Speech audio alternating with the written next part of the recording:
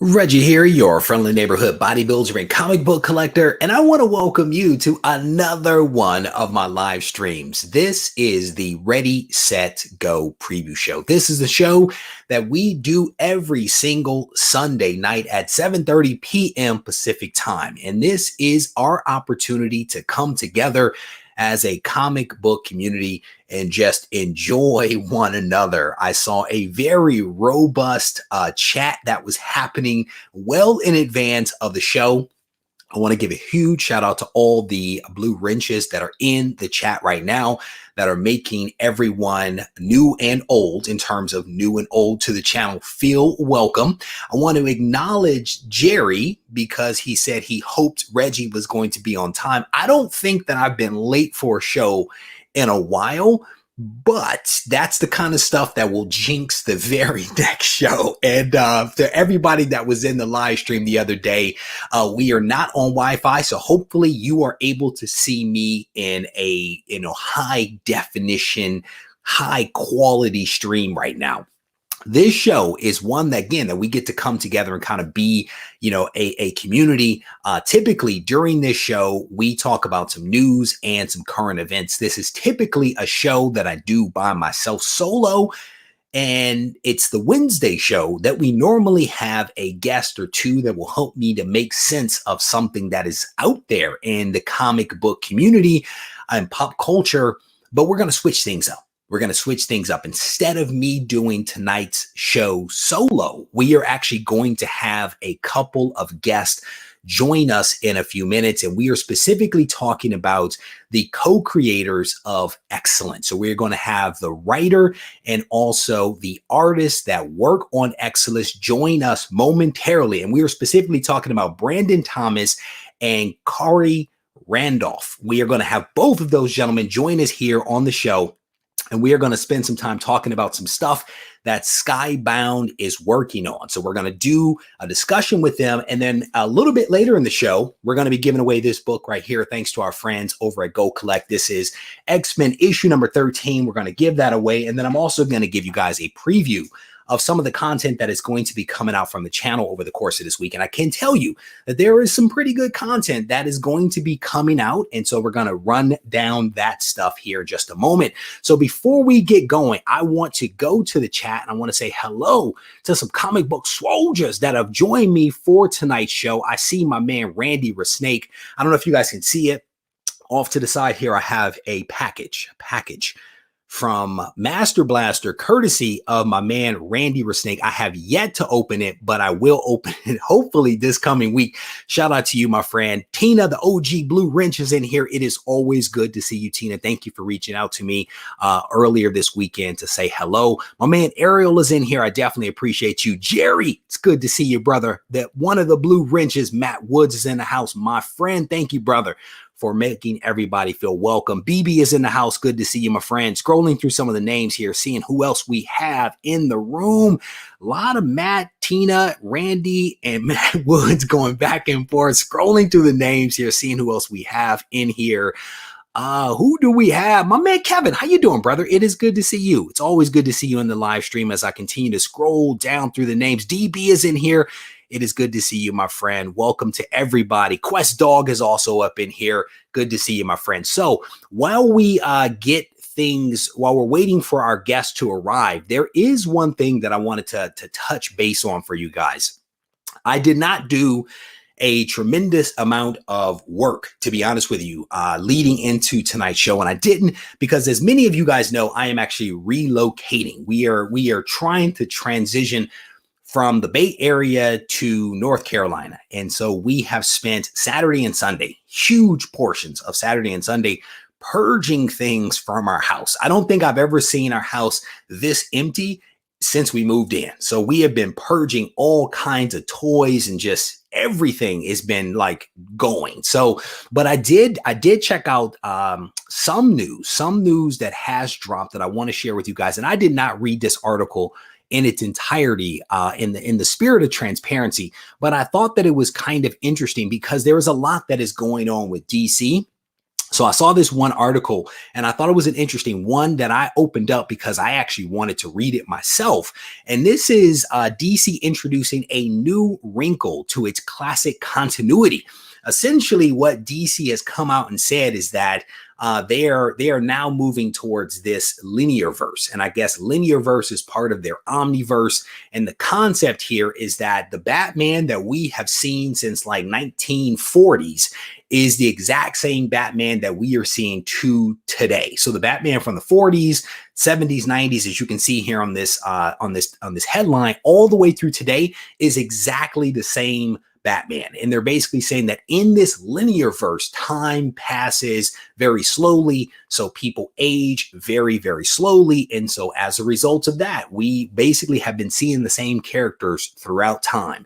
And this is actually a pretty solid article. From the parts that I read, I rather enjoyed it. But it's one of those things that whenever you have like time travel stuff, you typically have to read it a couple of times, and then you have to walk away from it, and then you have to come back to it so that it actually makes some sense. So I read like a healthy portion of this article, and I need to let it wash over me, and I need to go do some dishes or something like that to let it like noodle and percolate. And I'm confident that it will eventually make sense. So I wanted to at least point this out to you guys. It is available on Newsarama. So if you guys are interested in this, I definitely want to encourage you guys to check it out. And I'm going to bounce back to the chat here real quick to see what the comment is. See if there's any comments here. What is this? You're going to purge your DC? No, sir. No, sir. We will not be purging that collection. We will be loading that collection onto various trucks and transporting it across the country. Chris Bigger, come on, DC, you're killing me. Scrolling through some of the comments here. Does that include? No, we're not talking about the movies, bro. We're not talking about the movies. We are talking about the comics, the comic continuity, linear verse. It is all one timeline, essentially what they're saying. And they're like, no, I don't think this is what they were saying, but it's, instead of doing the crisis and the various Earths and the various this, that, or the other, they're basically saying it's the linear verse. The linear verse is inside the omniverse. So I'm not sure of all the ramifications associated with that. I'm definitely going to have to look to some of my OG DC fans to maybe help me sort this one out. Maybe we'll have one of them come on the Comics Today show on Wednesday to help me to sort this one out. So scrolling through some of the comments here, where in North Carolina, we are still processing through that, brother. We are still processing through that. My parents live not too far from the Charlotte airport. So we're looking at being near enough to them that we can drop our children off, but not so close that my parents can get to me easily. So, you know, we're still playing around with the geography and the driving times to get it set. Brother, I'm going to tell you, between, as you guys know, between washing dishes and vacuuming the floors, I have all kinds of epiphanies, Let me see. Richard, how you doing, brother? He says, I received my Comics to Go box. Took a little while because I live in the Caribbean. Well, Richard, I am glad that it arrived. Hopefully it arrives in one piece to you, brother. We only had, honestly, one issue with transporting boxes to people. And I'm very thankful that we only had one issue of a damaged box, because I took a slightly different approach to shipping this time, a lot less structure to what I was doing to try to keep the price low so that we can, you know, keep it affordable for people. So I'm glad that you were able to get it. So I'm leaving, Juggernaut. I'm leaving this coast. He says the best coast. The best coast is the coast with the free babysitting, brother. And that's why we're going to North Carolina. Close enough to drop the kids off again to the mother and the father. And then we can have some fun. Raging Cajun. So this is a big question. One last Garage Con. People have been asking me that question, and we are probably not going to do another Garage Con here in the San Francisco area, primarily because, you know, when you start the process of moving, you know, everything becomes the process of moving, you know, so I'm not looking to interrupt that by having to, you know, to rearrange things to accommodate, you know, so we probably will not be doing another Garage Con, unfortunately. So East Coast is where the next one will actually be. What is this? Dan is asking how much easier your move would be without having to haul your DC Comics. Considering the fact that the 100K collection, a lot of it is actually the DC books, it would be a lot easier. But I'm not looking for easy. I'm not looking for easy at all. So, all right. So I think we are about to bounce. Sorry, I couldn't hear what you said. Siri is clearly not listening close enough because I am definitely an effective communicator. So let me type a message here real quick. One sec. Trying to coordinate things. Bear with me, people. Bear with me, people, as I type that message in the private chat to our guest in the green room, hoping that he will see it back there and be able to respond to me. Looking forward to the new hunting videos, brother. Here's the thing: is I actually have done one hunting video already in North Carolina. What's funny is my father actually decided he was going to go with me hunting, which I thought was kind of funny. So we actually, when I was in North Carolina before the COVID, before the 19 hit, he and I actually spent some time in a couple of comic shops. And I spent about 4 hours in one shop going through a bunch of their books and things like that. So definitely looking forward to hunting in this new area. My feeling is that North Carolina actually has a ton of really great shops. I will also tell you that GoCollect is actually located in North Carolina as well. So that'll be pretty interesting being in close proximity to those guys. So we are actually going to get things rolling. We have one of our guests in the back in the green room. So we are going to roll into this thing. We're going to get the party started. So earlier this week, I was contacted by the folks at Skybound Image that wanted to see if there was an interest in having me connect with the creators of Excellence. And so I, of course, jumped at the opportunity. I had to move a couple of things around to make it happen because it's an awesome opportunity to talk to some creators. And so I am pleased to actually have right now in the green room the writer and co-creator for Excellence, Brandon Thomas. Brandon, welcome. Hey, how you doing? Good evening. It is good to see you, my friend. Here's the thing. I've watched a couple of videos with you, and I feel like I know you after watching the video. I already know this guy right here. Good. It is a pleasure to have you on the show, my friend. I'm actually going to turn your mic up just a little bit to make sure that folks can actually hear you as well as see you really clearly. But I want to thank you for taking time out to actually join me on this live stream. I've spent a healthy portion when I wasn't working for my wife reading the first 10 issues. I'm sorry, let me restate. Rereading the first 10 issues of Excellence. And so I'm all ready. I'm all ready for tonight to talk to you. All right, good. I'm ready. How has your weekend been? Good? Very good. This last week was a pretty exciting one. Obviously, we launched the Excellence Kickstarter on Tuesday.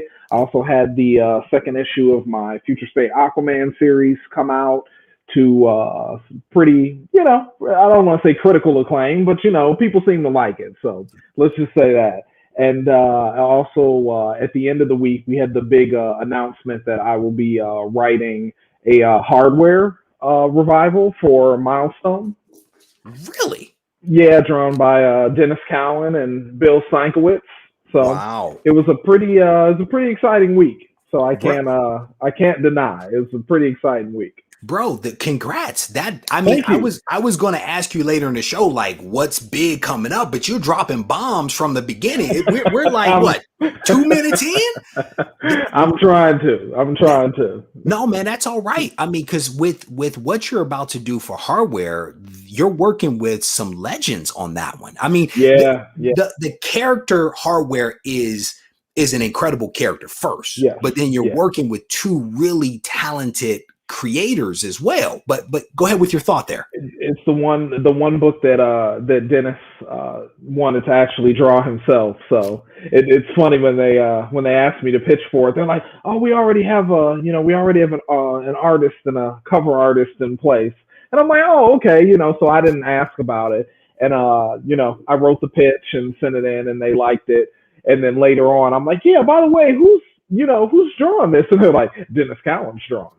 And I'm like, Well, I'm glad you didn't tell me that before I pitched for it. I'm glad that I got to actually pitch, pitch it cold without having to even, process that at Yeah. that point, because it was a little too early. I probably would have got a little too excited, a little overexcited at that point. So it's an exciting time right now for me writing comics, and I just feel very appreciative because I know it's a very very difficult time for a lot of people, and I appreciate the fact that I am booked and busy, as they say. So Better busy than bored, brother.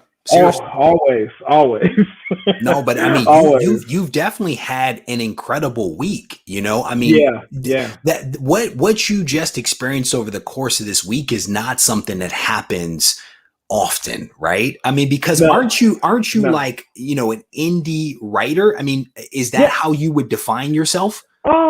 Mostly. I've done a little. I've been kind of all over. I had a brief stints at both Marvel and DC in the distant past, Hmm. where I think I did maybe like a mini series here and there, and then I was gone. I would come back for an anthology, but these last few months I've been able to really stack up a couple of kind of continuous assignments at DC, and they seem to really like what I'm doing. So there will be more stuff coming, and hardware is just one part of that. So it's a pretty exciting week. There's like a couple of things that I can't even say publicly that happened, but some other projects got greenlit. So it's been a very gratifying, exciting week, and the Excellence Kickstarter has been a massive, massive part of that.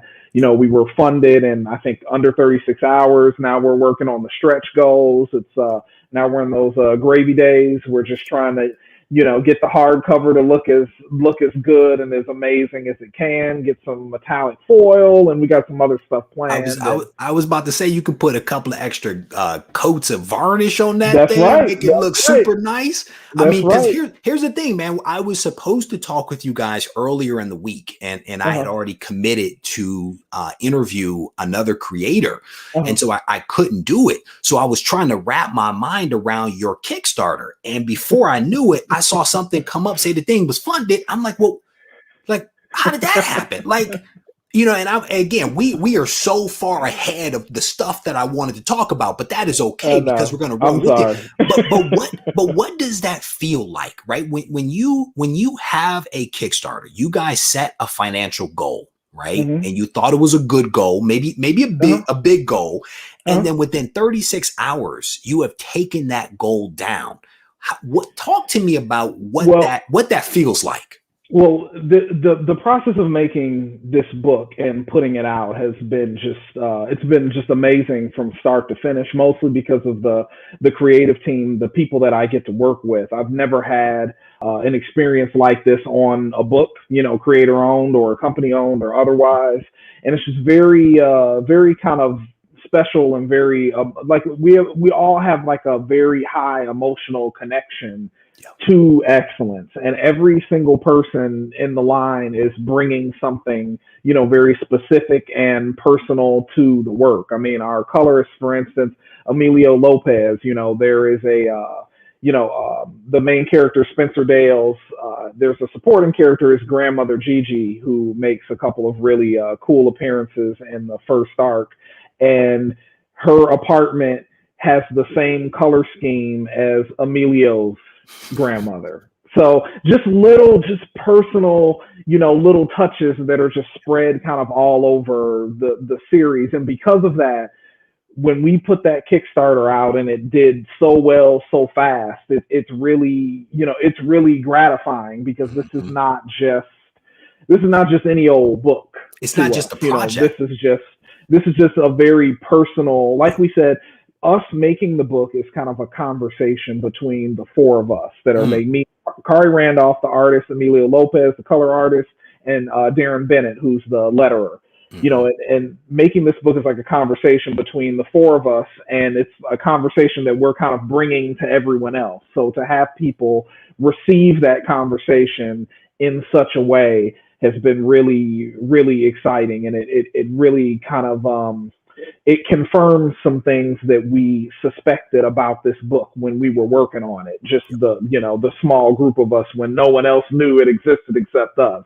We felt like this was something that comics needed, and that comics, as a whole would find some kind of additional value to, and to have the Kickstarter come out and get off to such a, kind of an explosive start is really, it's really exciting. It's really exciting. There was so much in that response that I want to tease out.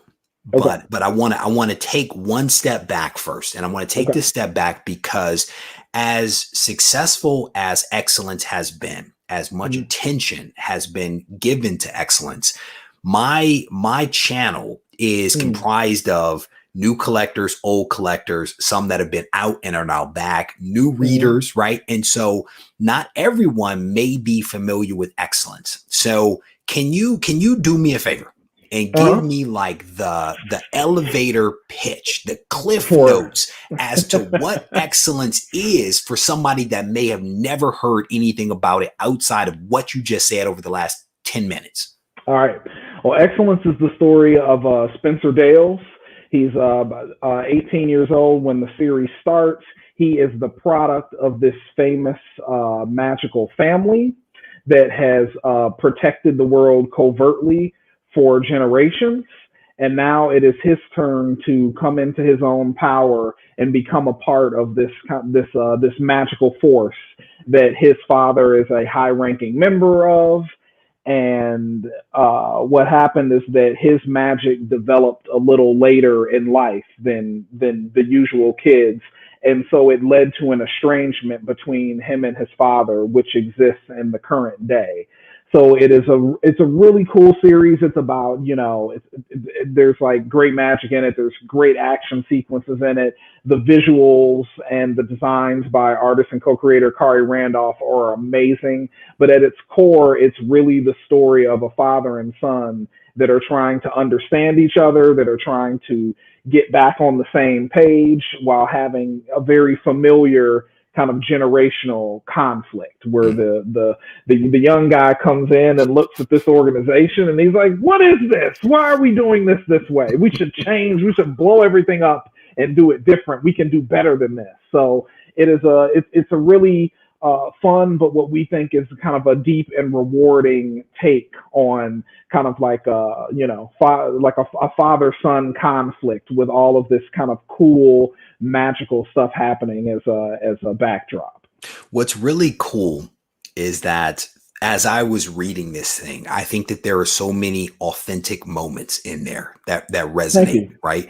There is the discussion and the conflict between father and son, young and old.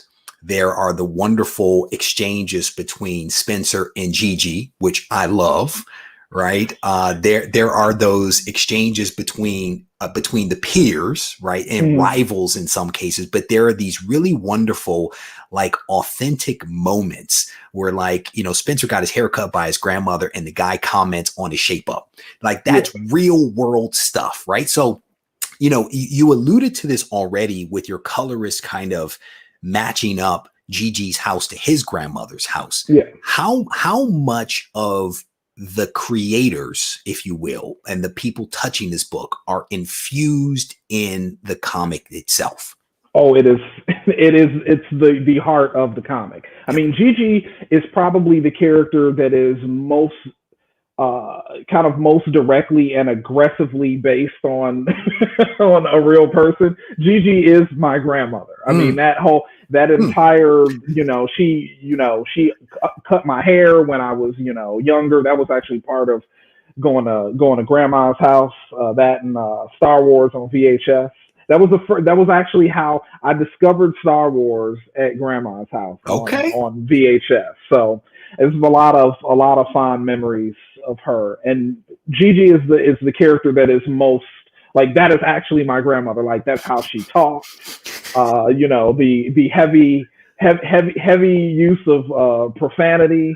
Oh, That, she does not mess around. To my young ears was always very exciting because My parents were always very good about that when I was growing up, but grandma did not care at all.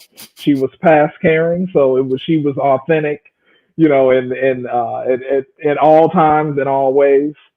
And so the way that she kind of speaks, the way that she acts, the way that she thinks, that's my grandmother. But the way that she looks is a combination of both of Khary's grandmothers. And see, this was one of the great things about the book, right? So I write this scene and I'm like, to me, it just feels very personal to me. I'm like, oh, this is me and my grandmother. This is something that, that was part of like a huge part of my childhood.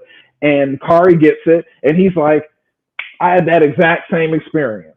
Like my grandmother also used to, run a hair salon and she used to cut my hair. So it's all of these, like you said, all of these little moments that I know so much more about, the guys that I'm creating this book with than I did when I started. Like I didn't know any of this stuff. So, it's been a really kind of rewarding part of making this book, getting to learn how, and I think that's why, people are enjoying the book, why people gravitate to it, because there's something about it that just feels very authentic. And to me, I think it's just authentic to me.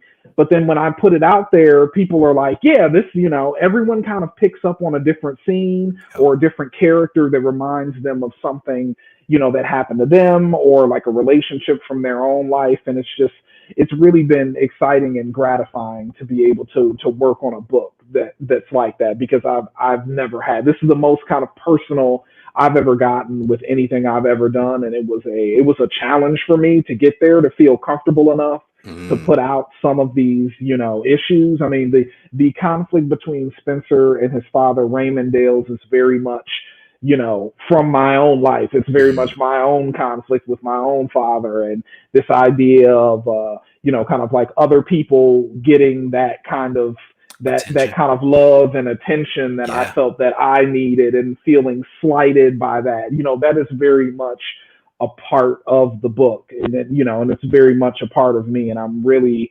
it's difficult. It is still difficult because, I still have more work to do. So it is, difficult sometimes getting that personal and going that deep, but it's been proof that there is value in doing that. So how do you reach that state where you're willing to make yourself vulnerable? Because that's essentially what you're doing, is you are putting yourself in a position to share private moments of your life with the public.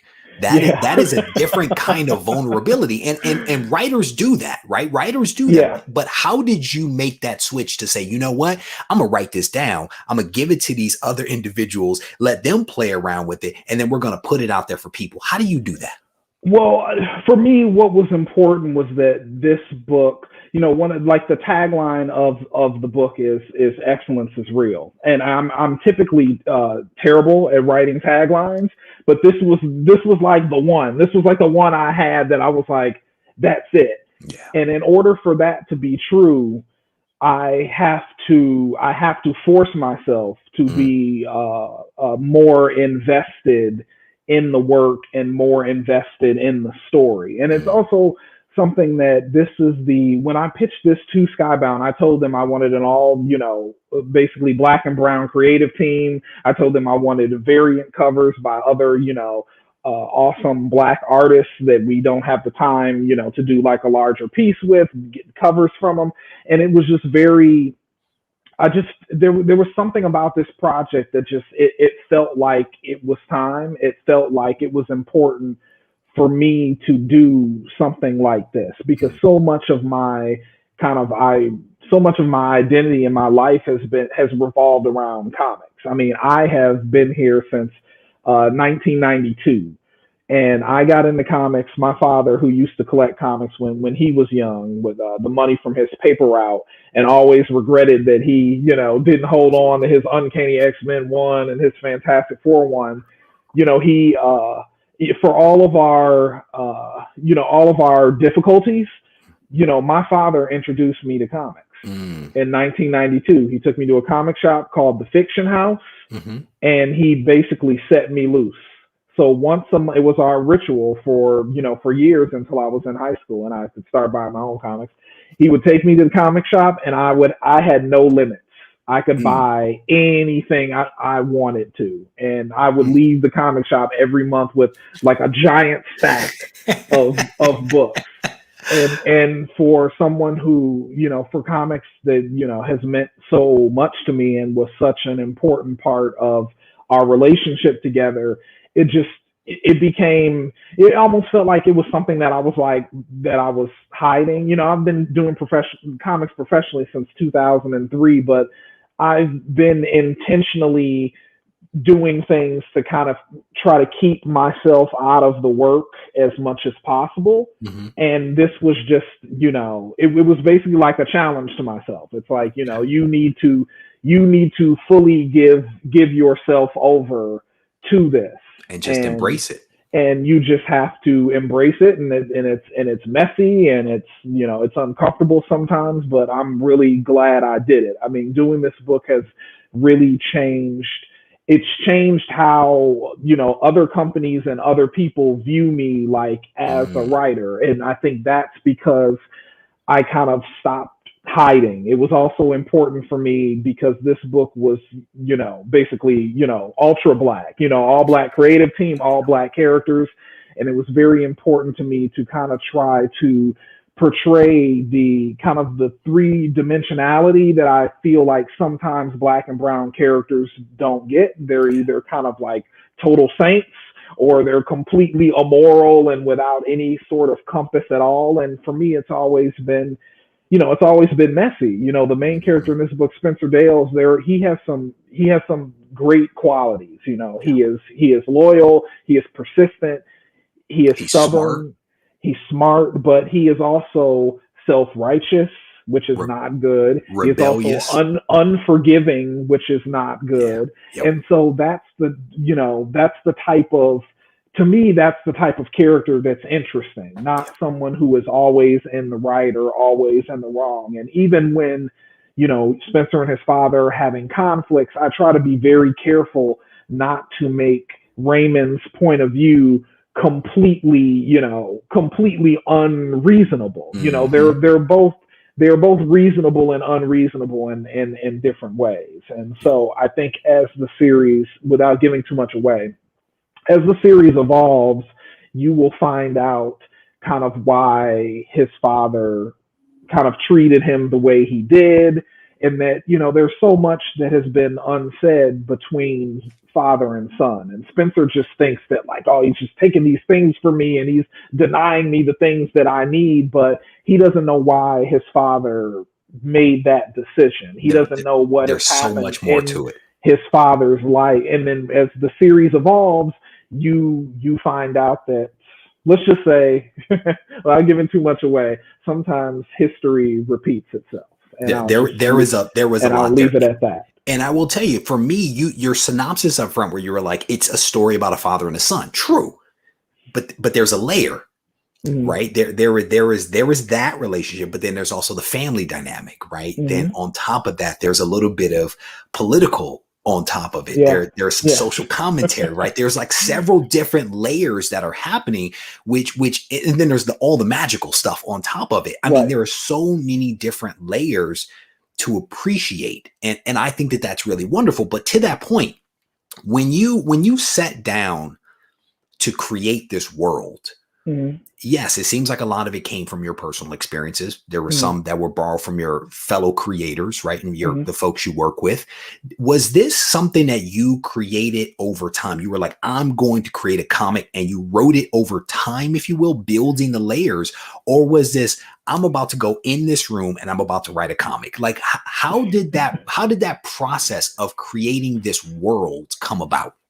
It was a gradual process. Kind of what happened with it. Excellence is the second book that I've done with Skybound. The first book that I did with him was a sci-fi, like a reverse alien invasion story called Horizon. Mm-hmm. And when I pitched them Horizon, I had Excellence. It wasn't nearly as good as it is now. So I've had the kind of baseline idea for and about Excellence for a while. And what'll happen is, every couple of years, it would get a little better or would change. So what I pitched to Skybound initially, it changed as I developed it with my editors. Then when Khary came on, it changed again. And then as we did a couple of issues, it changed again. So the kind of baseline idea, like magical family, father and son in conflict, like brother, like character who should be his brother, but is instead his rival. All of that was there and has been there for a long time at the kind of base layer. But, that's just one of those things. You put something down, but it grows with you. Like I wrote a text piece at the end of the first issue. One of the biggest things, one of the most important things about creating excellence was that before I could put it out, I became a father. So when I put this thing down back in, 2014, 2013, that was not even on my radar. But, having a son now, years and years later has also kind of broadened the focus of the book. And I think that specifically has benefited kind of the character of Raymond and the portrayal of Raymond more, because now I feel like he is more fleshed out and more three-dimensional and less kind of, just like, Raymond's the bad dad. That's what he is. And now that, now that it's like, now that I'm in the pot now too, now I'm like, man, look, maybe it's like real complicated. Maybe it's a little more complicated than I thought it was. Yeah. So, but this is kind of one of those projects that has stayed with me for a while. It's changed names.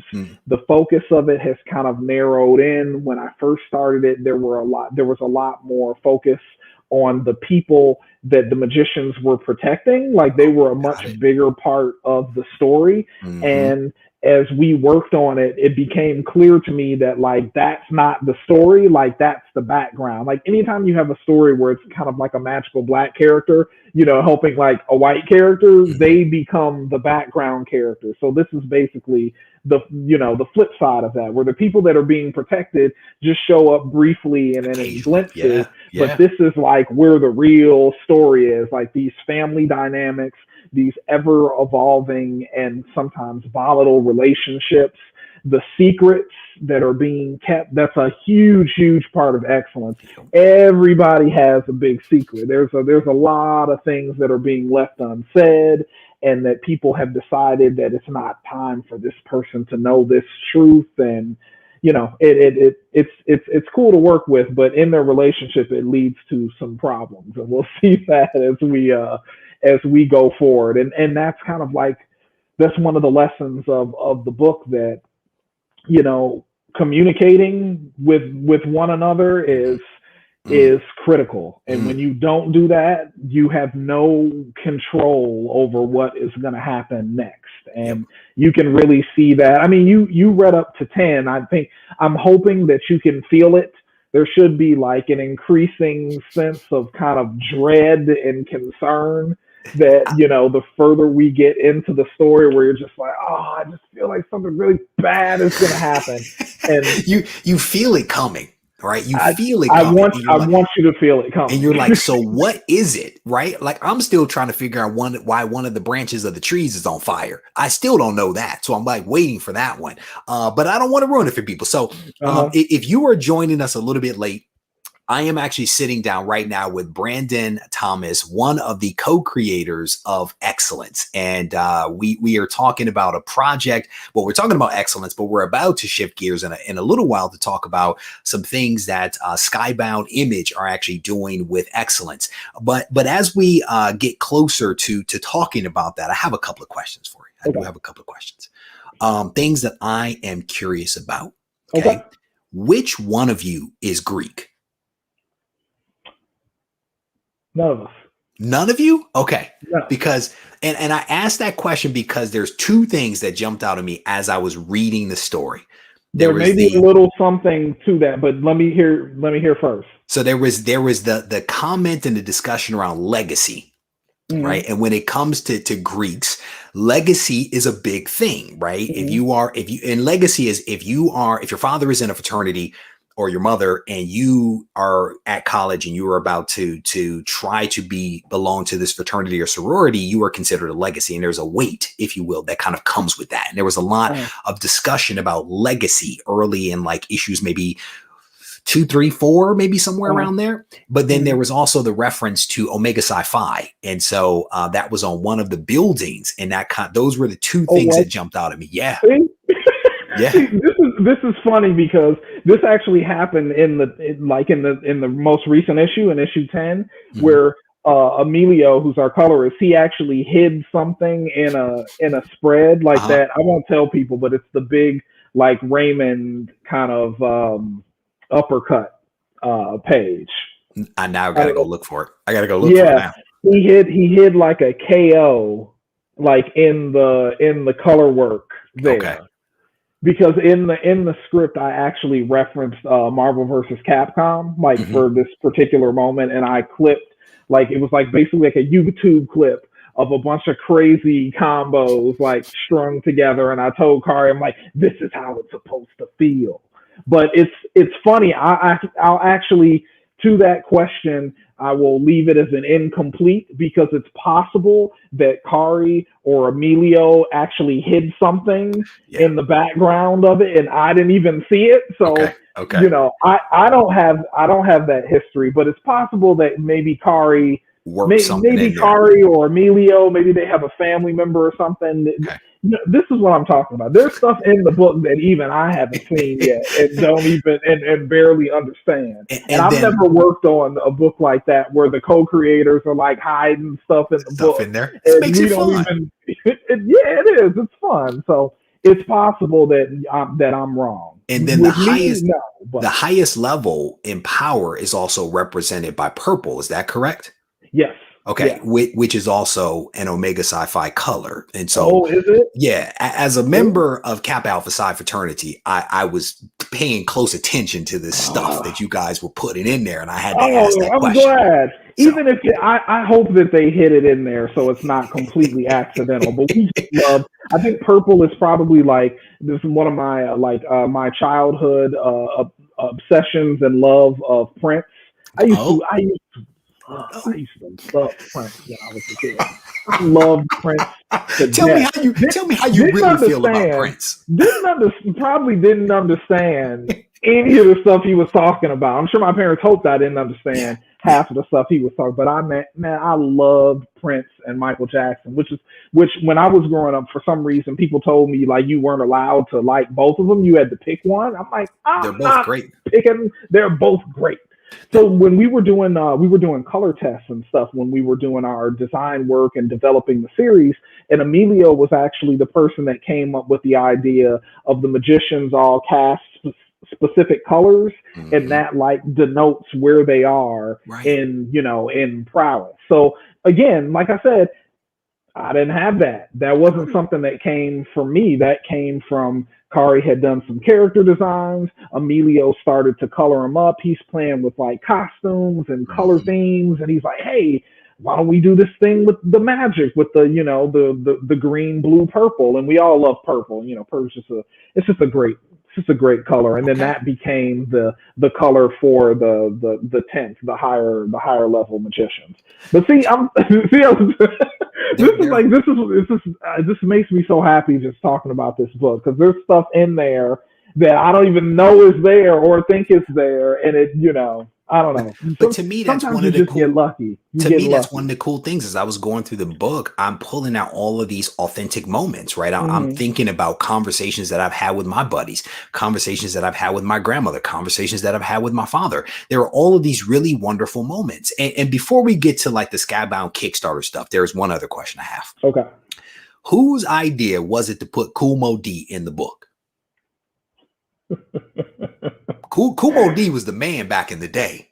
I was singing Wild Wild West in my head. So listen, so this is how that happened. So what will happen is occasionally Khary, we're in a group email, whatever, and he finds like a couple of pictures of these like leather, like cowboys from, I think they were like from Nigeria or like Ghana or something. But he found, like, when he was doing some reference stuff, he found these guys that had on these like ornate like leather like cowboy outfits, and he sent it to us, and he's like, can you please find some way to work these designs into the book? Okay. And anytime Khary does that, I'm just like, I got you. So then when we were introducing, kind of like a big villain, he's kind of like the internal affairs guy who shows up in issue 7, and he needed some lieutenants, and so I was like, let's put them in the book. So he got to actually draw those designs. There's actually, I won't say when, but that's happened again. So in a couple of, basically in the future, you'll see some other new characters that have some really cool designs, and it all came from Khary doing reference work and saying like, I want to draw this. Can we put this in the book?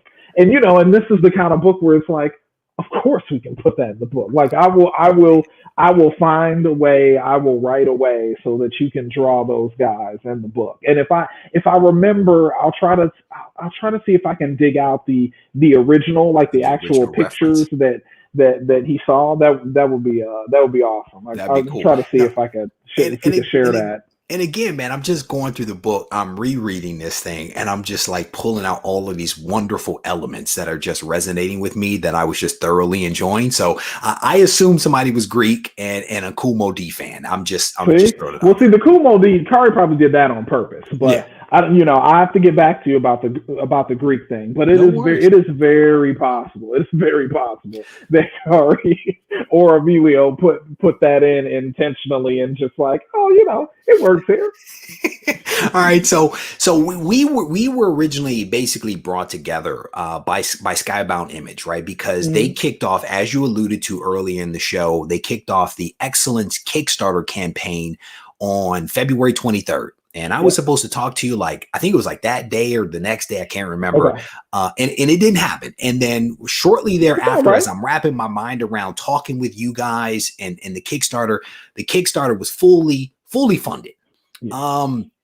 Talk with me a little bit about why you think that Skybound decided to use Excellence to introduce this new hardcover edition that they're coming out with. Could talk with me a little bit about that.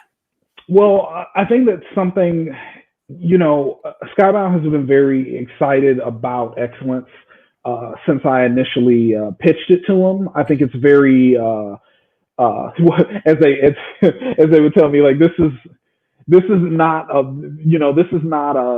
book that they would just normally kind of come across. Like I said, when this is my second Skybound book, and I very intentionally didn't pitch this one first. Mm-hmm. And there was a reason for that, because I knew it was very specific. I was making a lot of requests up front. Like, I want my creative team to look like this. I want my variant covers to look like this. Mm-hmm. I want to feel like this. And we didn't have that relationship at that point. And so I wanted to wait and do something else, something that was a little more kind of, base level sci-fi. It's cool sci-fi, but it's not. Excellence is, there's something about it that's very demanding. And Skybound has been up to the challenge, since this started. And I think there has been an understanding that there are certain corners of what we think our potential marketplace is, that it's difficult for us to get through the direct market. The direct market, it has been very supportive of this book from the beginning, but there was, we always kind of, we just thought, there may be, we have to keep our minds open. We have to be open, and we have to, any way that we can get this book into people's hands, like any way that we can, kind of ease it. Like for instance, so, I went to college. I actually went to college with my best friend, which was awesome. And during the process, I picked up 2 more brothers in the process. So there were always 4 of us. and I've been writing comics for a really long time. Mm-hmm. But for them, the process of actually going to find a comic, even written by me, who they love, it's Daunting. labor intensive. Yeah. You know, it's difficult for someone that has not kind of grown up in that comics direct market ecosystem. Mm-hmm. It feels very difficult for people to plug into that. But they can order a Kickstarter. Got it. Super easy. Yeah. Couple of clicks. It's sent right to the house. They don't have to go anywhere. They know where everything is, you know. And so that was, you know, that was always our suspicion about this book, that there were parts of our audience that we weren't able to connect with easily. And so when the discussion became, you know, Skybound is going to, this is, you know, spoiler alert, this is going to be the first of many Skybound signature projects. And we started talking about this, I think maybe last summer. Mm-hmm. And it was just one of those things where they're like, we think Excellence would be a good, you know, would be a really good project for this. And it would be a really good opportunity to basically do a deluxe version of the book that, you know, might be nice for the direct market, but might not be the best thing for the direct market. So, you know, the book is going to be oversized. It's going to have my original pitch, my script for the first issue, a bunch of Khary's original designs, a bunch of our color tests, you know, so you can kind of see how this was kind of created and how it changed and evolved over time. And, you know, they already have a really well-functioning kind of like Kickstarter ecosystem, because they've done a bunch of stuff with tabletop games. Mm-hmm. They've done novels and art books. So they really felt that they had the necessary infrastructure. And this is the first time they've done just one of their actual comics as a full-on deluxe edition. And they're like, you know, it was basically like, do you guys want to go first? It was like, yeah, we'll go first. Like, yeah. Absolutely. Like with this book, we'll go first. You know, with this, we'll go first. Did you anticipate the response being as robust, right? Because what you're talking about to some degree is about accessibility, right? The goal was to make this collected work of the first 9 issues of Excellence more accessible to people that weren't accustomed to going to an LCS to get comics. That's what I'm hearing. But to that point, did you expect such a robust response to this offering? I hoped we would have a robot. I try not to, you know, until the stuff is signed. You know, I have to see it to believe it. I respect it. Just like when the book initially launched, we had a feeling, right? And I trusted that feeling. I was like, I think that there will be an audience for this book. And I think if people can get their hands on it, they will enjoy it. And it was the same thing with the Kickstarter. I think if we made this book just a little more easier to get your hands on, I think that people will be into it. I think that people will be interested in getting their hands on this book and finding out more. And it was also really valuable to have so much of it done, right? Because this, you know, this wasn't a standard Kickstarter, right? This was not like we did 5 pages and we want, you know, we're asking you to pledge so we can finish the first issue. To finish the next. Yeah. Right. There are 9 issues done, written, drawn, colored, lettered. All we're doing is repackaging this already kind of, you know, we have reviews, we have critical acclaim, we have some award nominations. So it felt more, you know, it felt more official. It felt more kind of tangible, I think. And I think that that's also a big reason why, you know, it was funded so quickly, because it was like, okay, you know, they've been doing this. They're still doing this, you know, this thing is continuing. You know, the 10th issue came out, I think a week before the Kickstarter launch. So this is not a I think it felt more like a known commodity, and it It's felt not a pie more in the sky hopeful thing. This thing is right, done, right? right, And right. let's be completely honest. As I get ready to navigate to excellenceisreal.com, you guys are also putting out some really awesome prizes for this thing, or I guess Yeah, rewards for yeah. folks, right? Thank So you. at present, this thing has you've connected with almost 750 people that have backed this project. You've raised almost $55,000 against a goal of $40,000, and there's still 23 days left to go. Yes. But as you head over here again to excellenceisreal.com, you can actually see, if I can get my wheel to work here, you can actually see the different offerings that you all have. And I will tell you, the one that really caught my attention, Which it one just you got? happened to be the most expensive one. And it's this one down here at the bottom where you can actually get drawn into an excellence comic. Yes. That caught my attention because I mean, I'm Yeah. gonna tell you, the first appearance of Reggie in a comic is going to be incredible. I'm excited about that. I'm gonna just throw it out there. Yeah, we were super excited about that. So you were I won't say exactly what issue. I'm pretty sure of what issue like most of the appearances will be. I haven't decided. I may like spread them out a little bit, but there is a pivotal, there is a just a heartbreaking, backbreaking sequence that is coming up that is going to, I think, will probably be the space where most of the cameos appear. But we were really excited about that, and Khary was really excited about it too. Anytime he can get something new to draw, like a new face, it's not just like Spencer's head again or Aaron's dreads again. Yeah. Anytime it's something new. I mean, that's how like the Kumo D and the leather cowboys ended up in the book. Khary wanting to draw different things. So and no, having really some fun excited. because he's still a creator, man. He's still a Exactly. creator. So just to make sure that we put a ball on this thing, even though this thing is funded, people still can support the initiative, because then you guys, to your earlier comment, you may start to do some gold foil, like bring the 90s back by dressing up the hardcover. Just talk a little bit about like the fact that people can still support and what that support might enable you to be able to do. Well, we have grand plans. Let's just say that we have a list of things that we would like to make a part of this hardcover. Metallic foil on the cover and the spine was just the first part, but there are so many more things we want to add. I shouldn't even say. Maybe you will have a ribbon bookmark. Maybe we're gonna have. There are 5 trading cards available currently. Maybe there's some more trading cards. Yeah. So there's still a lot. There's a lot more that we can do, and essentially we just want to do better.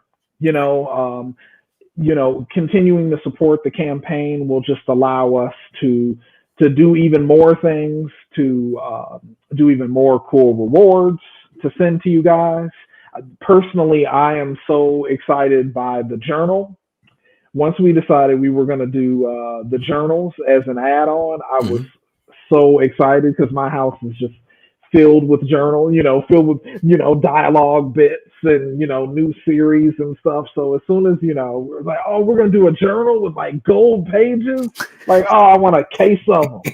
So, but there's going to be a lot of, there's a lot of cool stuff available. It's a lot of different variety. If you just want the book, you can get the book. But if you want some trading cards, we have those. We have a couple of prints from a couple of Khary's most popular covers. Issue 5, which was the Monique cover, which is just amazing, and issue 7, which was the Juice cover. Very, very, very clear and obvious Juice homage there. So, and then there's also a tier where Khary's going to do a bunch of original sketches. I think he's doing 20. I think he's doing 25.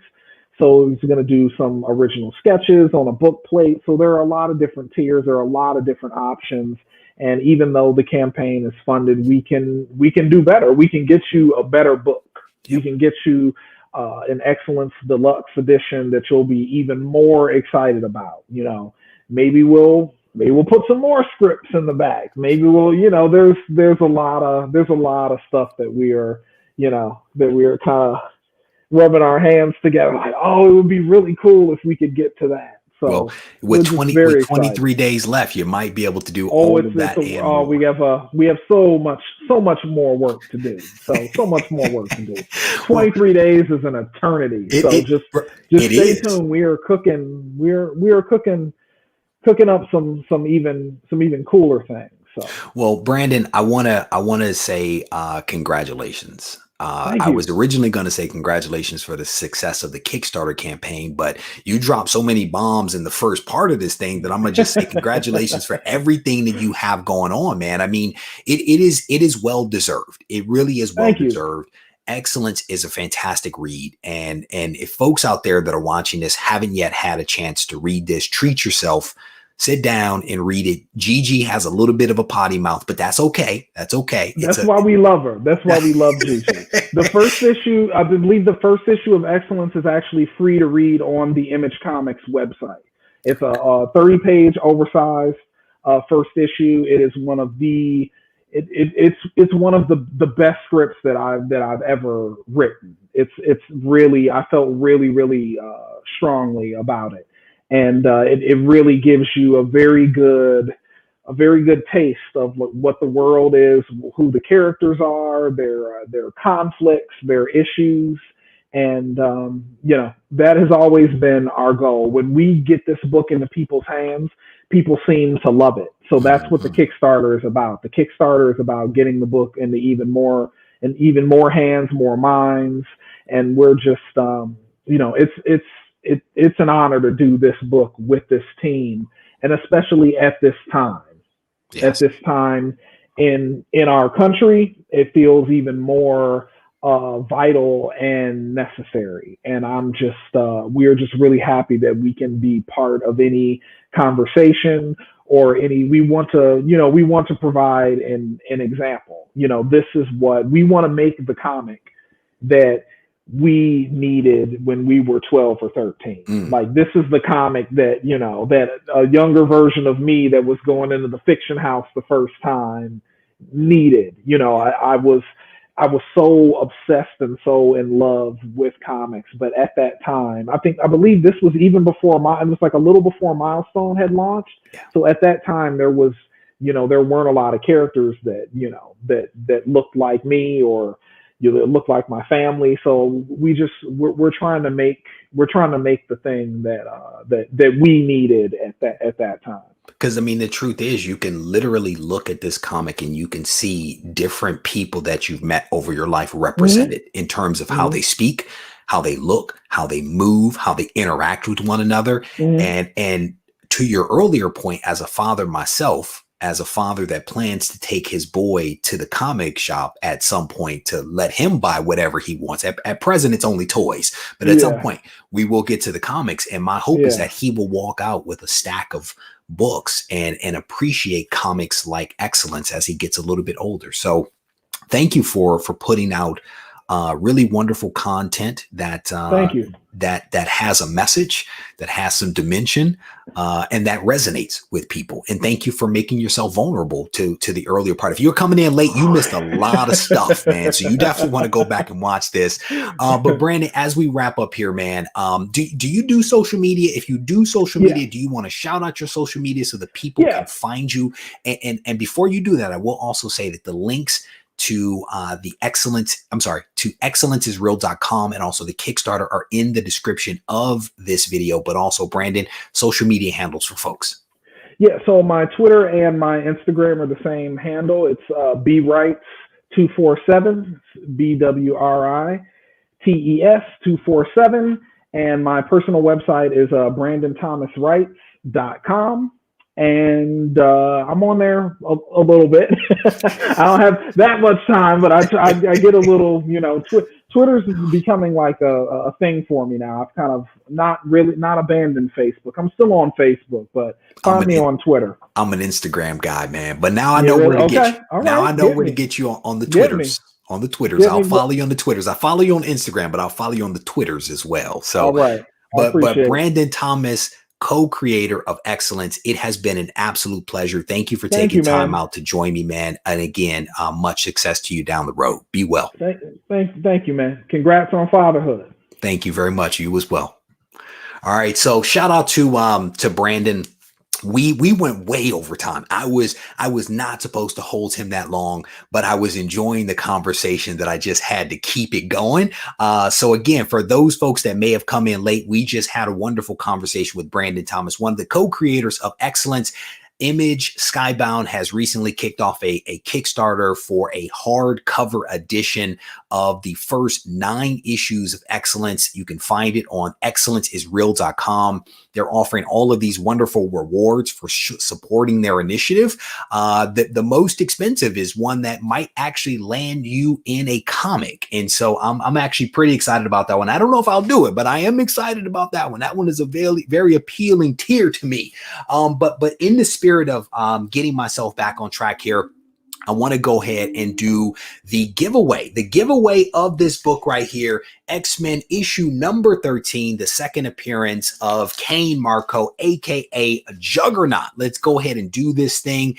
And I want to try to share my screen with you guys so that we can give away this really awesome book. Let me see. So let me go ahead. Let me roll the dice. We are going to figure out how many times we're going to have to randomize this thing. We have rolled 5. 5 is the number. So we're going to go ahead and remove that one. And we're going to share our screen one more time. And this is the list of all of the individuals that were able to successfully find the video that contained the hidden phrase. They were able to navigate their way to the community tab. Find the post where I was talking about that book right there, X-Men issue number 13. Click the link. They went to MailChimp. They plugged in 3 pieces of information, including the phrase. And this week's phrase was Kane Marco. Kane Marco was the phrase. And surprisingly, a lot of people spelled Kane incorrectly, but they spelled Marco correctly. So we allowed it for that. So let's go ahead and randomize this list a total of 5 times. I think that was, the number 5. I have to check now because I've messed that up once before. So that is once. Here is twice. Here is the 3rd time. 4th. And the winner of this week's GoCollect giveaway is Daniel Gonzalez is the winner of this week's GoCollect giveaway. And again, there were 333 people that entered this giveaway. Daniel Gonzalez, you, sir, are the winner. Please send me an email to Regie@regiecollects.com with your screen name and government name, which might be the same, and also your mailing address. I will bundle this book up and send it out to you. Take a look because there's a couple of other people here. Adam Close is 2nd place. So if Daniel does not claim it by next week, this book could be yours. Backseat driver, my man. There you go. So that is the top 5 right there. And again, Daniel has 1 week to claim his prize. And if he does not claim it by next week's show, Adam Close will be the winner. But congrats to Daniel on his win. Make sure you send me that email to Regie@regiecollects.com, and I will get this awesome book bundled up. Again, thanks to our friends at GoCollect. So let me show you guys this upcoming week's book. And I don't know if Jerry is still here to say, Reggie, show the book. But next week's book is this one right here. It is Strange Tales, issue number 143 from 1966. It is a 9.2 with white pages and just a really cool book. That is the first appearance of the Fixer. This is also a Stan Lee, Roy Thomas book where they worked together and created a couple of stories in here. Jack Kirby worked on this thing. Ditko worked on it, et cetera, et cetera. It's actually a Kirby cover right there. So this is this upcoming week's book. And in the spirit of adhering to what we normally do, I want to give you guys a quick rundown of some of the videos that are going to be coming out from the channel. And then we will wrap this live stream up. One of the videos that I'm going to be releasing this week is a video that I released last week, and it is the Should We Invest in Rob Liefeld? I totally messed up the launch of this video and it did not perform well. So I'm going to relaunch it. I'm going to do it on Friday. I'm going to do it on Friday as a bonus video. Another video that I'm going to be releasing is 5 tips for buying comics in person. That was actually a video that was requested by somebody. I cannot remember who, but it was a requested video for, so 5 tips for buying comics in person. I did a video on pity parties. This is a video that I've continuously pushed out because I had another really great video to put in its place. But at some point, I think this week, pity parties, no time for pity parties is one of the videos that will be released. And then also I've identified some really awesome key comics that for some reason or another are extremely cheap. And so why are these keys so cheap is another one of the videos that is going to be released. And again, when you hear the word cheap in the market that we are in right now, that is not necessarily something that you hear all that often, but I can tell you that these books are truly keys, true keys, that are maybe some minor keys, but these are keys that are also cheap. So again, a handful of really awesome videos that are going to be coming out this week. I'm also going to be releasing a podcast and also a blog post. The podcast comes out on Monday at 7 a.m. and the blog post from Doug comes out on Wednesday at 7 a.m. So I definitely want to encourage you guys to check out that content. All right. With that said, we're going to wrap this thing up because we have gone really, really long. But I want to thank you guys for hanging in there. I hope that you guys enjoyed the interview with Brandon Thomas, the co-creator of Excellence, because I enjoy talking with him. And so hopefully you guys enjoy watching it. As always, if you all need to reach out to me, feel free to do so on Instagram at Regie Collects. Take care.